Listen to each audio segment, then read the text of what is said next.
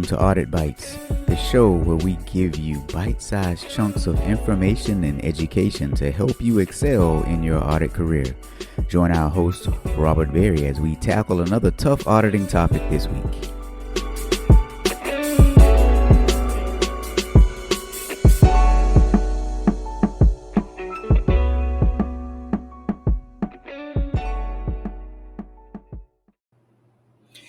Good morning, friends. How are you guys doing today? Listen, welcome to episode number 14, wow, of Audit Bites. Today's topic, every auditor should study psychology. So let me just remind you, Audit Bites is the very first live show where we talk about, auditing. We're available on all your favorite podcasting platforms. So why don't you go over there and give us a 5-star rating because, I think we're worth it. Now, you can also get CPE just for watching me. Go to auditbites.com to know and see more. Again, that is auditbites.com. So look, guys, lately I've been doing a lot of training for IIA chapters. So if you're a chapter and you need a kick butt trainer, just give me a call. Send me a message on LinkedIn. Give me a call. Today's topic, though, every auditor should study psychology. Now, listen, I know that sounds real crazy, right? An auditor trying to study psychology. Why would you want to do that? But have you ever been sitting in a meeting and you looked around and you thought to yourself, everyone in here is just you-know-what crazy? Sure you have. Thousands of auditors have sat in meetings and have been a part of presentations. And you've had some clients who, instead of acknowledging the issues, they went out on the attack and they began to attack, guess who? You. Now, stunned, you were trying to figure out what went wrong. In the meantime, your control environments were getting weaker and weaker in your organization. So the question I have for you guys is, what happens when your audit clients are, crazy? What happens?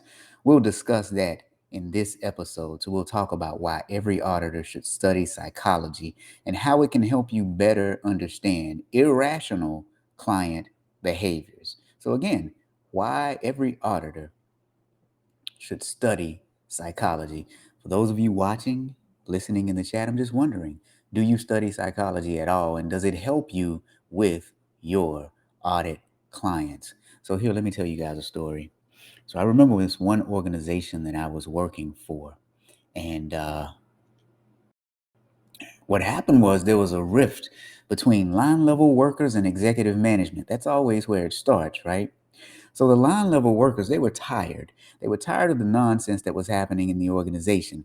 And so what they did was they brought us a bunch of evidence showing that things were not operating as they should, showing that things were missing, showing that there were things that were violating federal, even state laws, rules, and regulations. So what did we do? We compiled all this evidence and we took it to the executive management team thinking, okay, here's something that's wrong. We're getting into trouble here and we need to do better as an organization. We took it to the executive management team and you know what they did? They corrected everything that was going wrong. No, that's not what happened. What they did was they started to ridicule me. They started to ridicule the messenger. So imagine my shock. I gave them evidence that something critical in the company was not operating appropriately. There were some items that were missing. There were some laws that were being broken. And one of the things that they said was, how dare you accuse us of stealing? I didn't accuse them of anything. I just provided documentation that showed what was happening. The next thing they said was, the person that you're accusing of stealing could never do anything like this. She's an upstanding member of the community. She's one of our church members, and we love her dearly. Okay? The next thing they said was, you are a liar. So I was a liar, and I was demonizing some church-going person at the company. Now, at the end of the day, this person was doing something bad, and the evidence showed that this person was doing something bad. So what happens when your clients are just you-know-what crazy?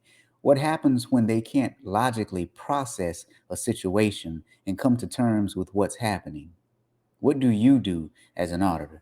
This is where I think psychology comes into play, because oftentimes what we do is we think that the facts alone will help to present our case. We think that if we gather the facts and we just present them in a logical fashion, that people will see the same thing that we see.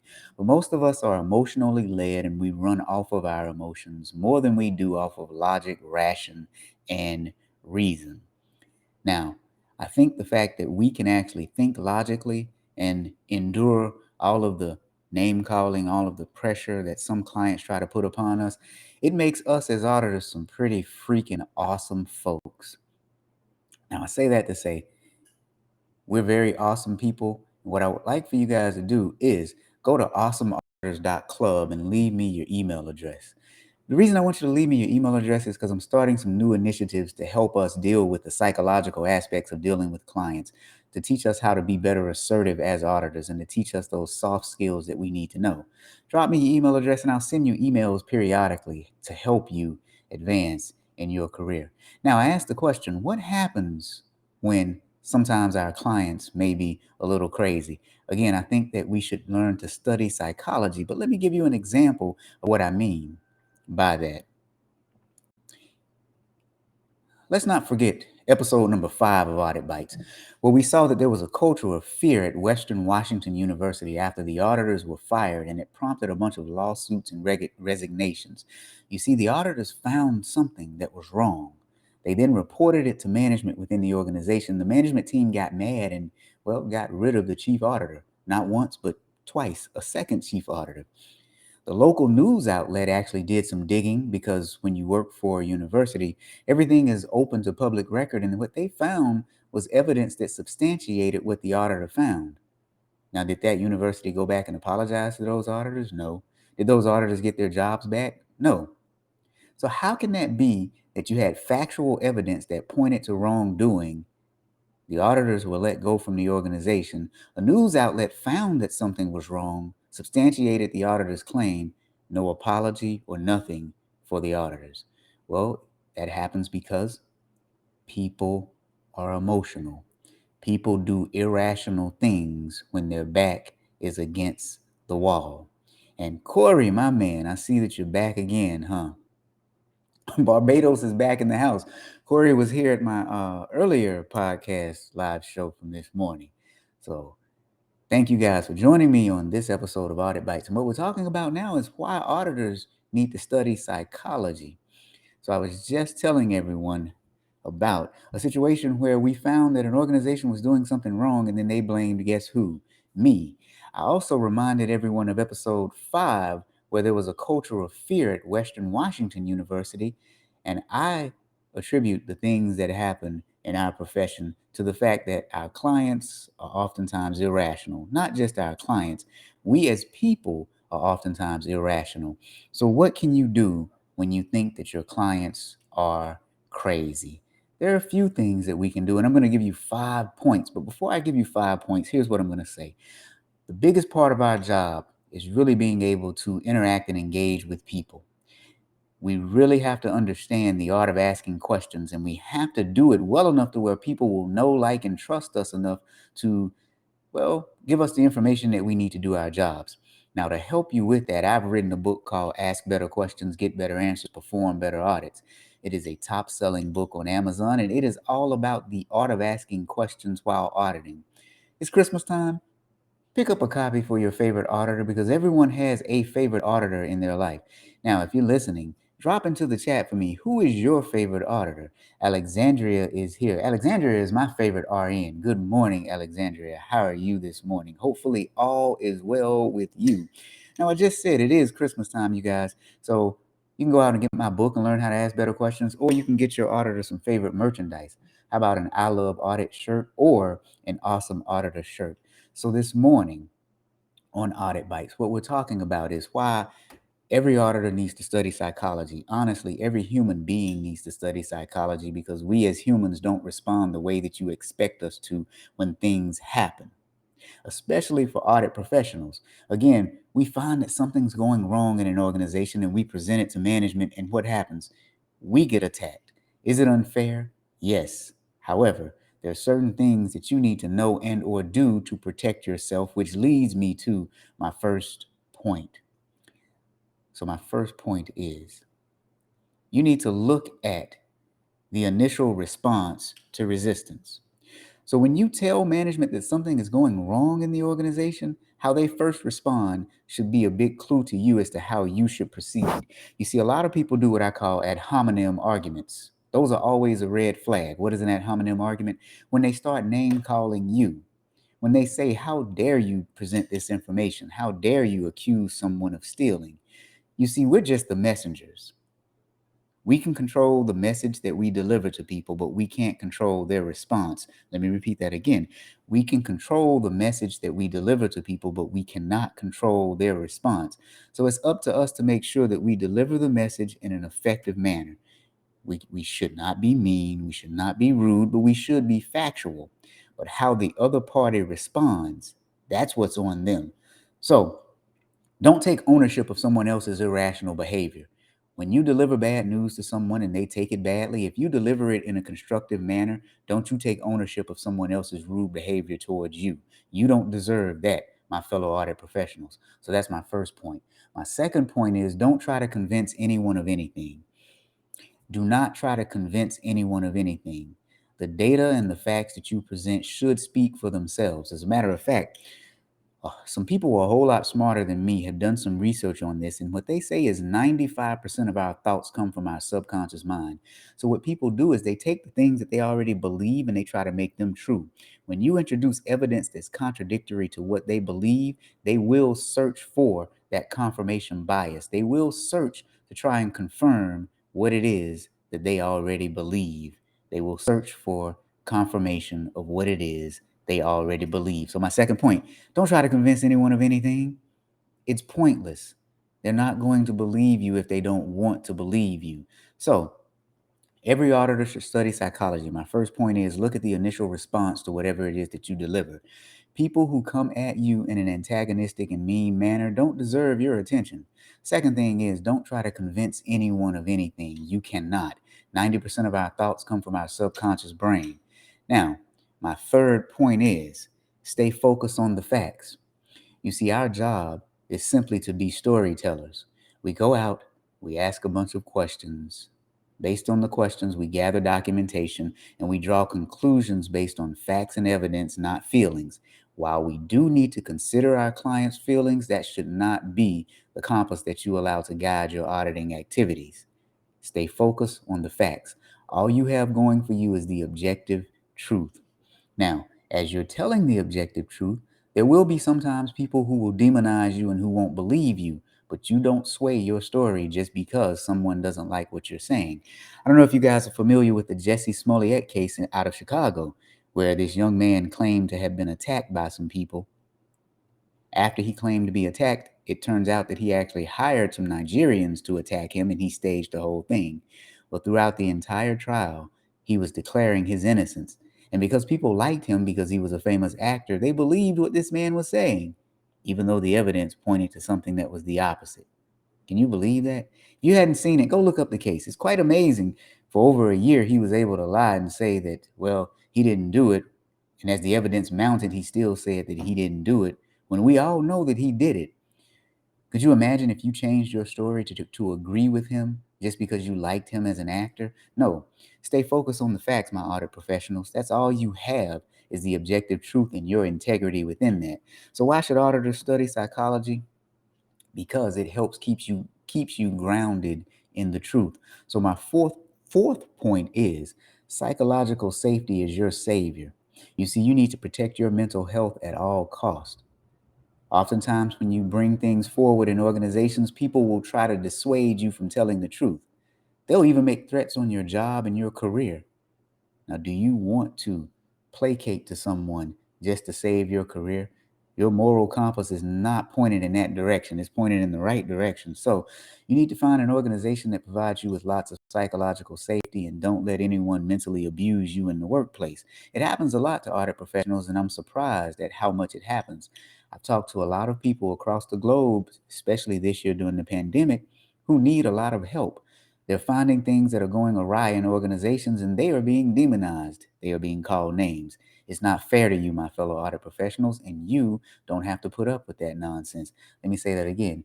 You don't have to put up with that nonsense. Every auditor should study psychology so that you can understand what's happening when you're faced with these crazy situations. So, now, the first thing you need to do is look at the initial response that people give you. People who attack you personally and not the issue are no good for you. Don't engage with them. Second thing you need to do is don't try to convince anyone of anything. 95% of our thoughts come from our subconscious mind. The third thing you have to do, my fellow auditors, is stay focused on the facts. That's all you have are the facts. Fourth thing that you need to do is look for psychological safety because that's going to be your savior. Look for your mental health, your mental well being in the workplace. Do not let clients mentally or verbally abuse you. Now, the fifth and final thing that I want you to do is if you see something, say something. Now, there's a caveat with that.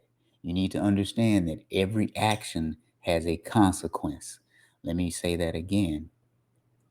Every action has a consequence, even silence. Let me explain what I mean by that. Imagine how the employees at Boeing feel right about now. And if you don't know about the Boeing story, let's talk about it for a minute. There have been a series of Boeing jets that have just crashed and killed hundreds of people. Now, it turns out that there were people in the organization who actually knew about the malfunctioning part that caused the planes to crash. Can you imagine how they feel right now because they remained silent? It's the same thing with our jobs. We see a lot of crazy crap day in and day out. Those of us who work in the medical profession that are auditors, we see things that could impact people's lives. They could either save lives or end in death. If we remain silent, there's a lot at stake with the jobs that we do as internal auditors. So, every auditor should study psychology.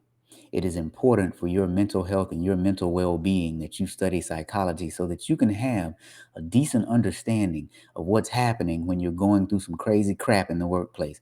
Because believe me, the stories that I've heard, many of us auditors have gone through some crazy crap in the workplace. Now, after you gather all your facts and get everything together, the other thing you're going to need to know is how to influence people.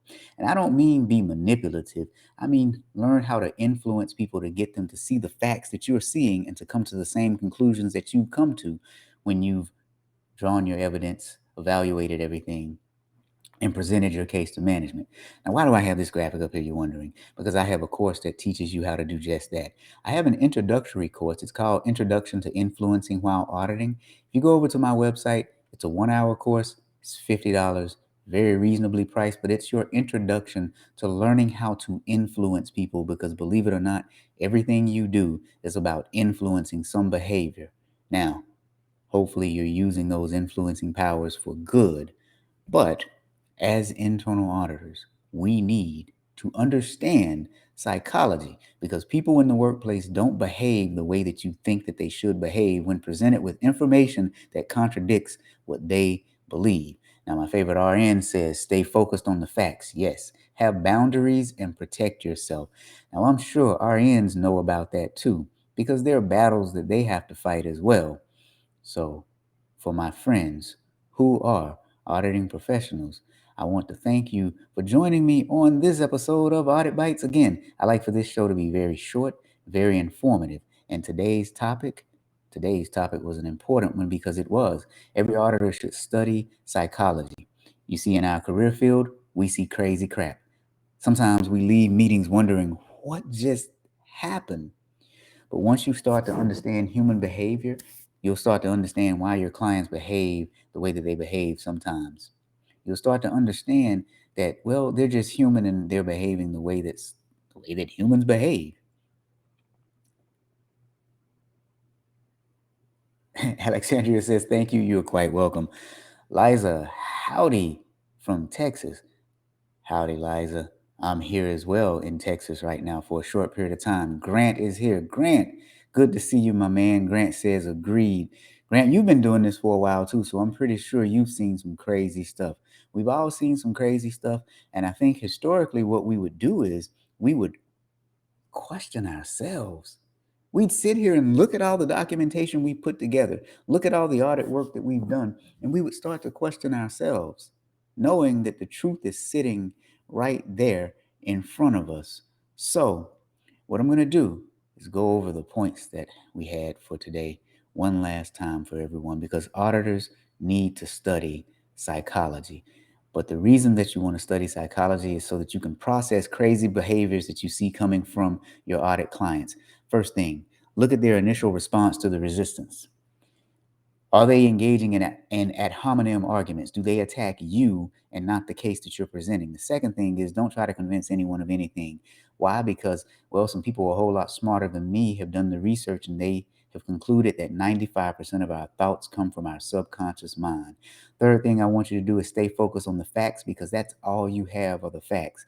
Now, people will lie on you. People will use emotional tactics to try and get you to change your mind, or to try to get other people to go against you. However, you need to stay focused on the facts, because that's all you have. Seek psychological safety in your organization. If there is none there, then you need to switch organizations. If you work for an organization that doesn't care about your mental health and well-being, go work somewhere else. Seriously, don't hang on to the job no matter how much money it is, because the money is not worth your mental well-being.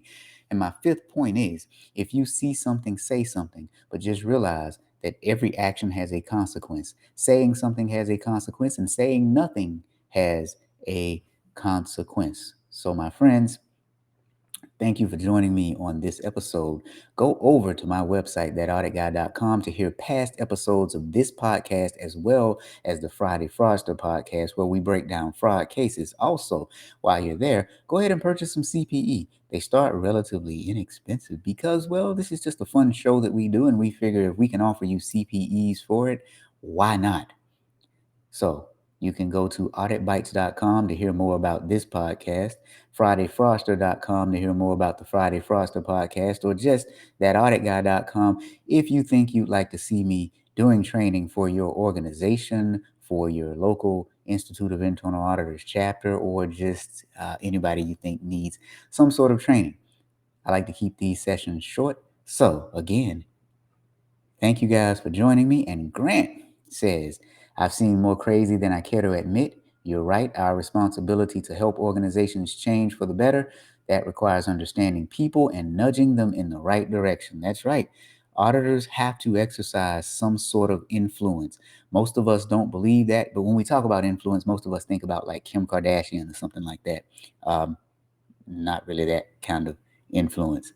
But again, thank you guys for joining me. I look forward to the next episode. See you guys next time.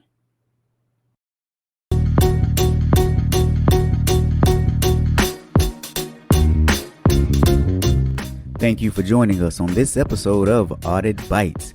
If you want to do more, see more, be more, check out our website, thatauditguy.com, where you will find quality training. Audit merch. Yes, we have hats, shirts, and other apparel, as well as past copies of this podcast and the Friday Fraudster podcast. www.thatauditguy.com. Thanks for joining us.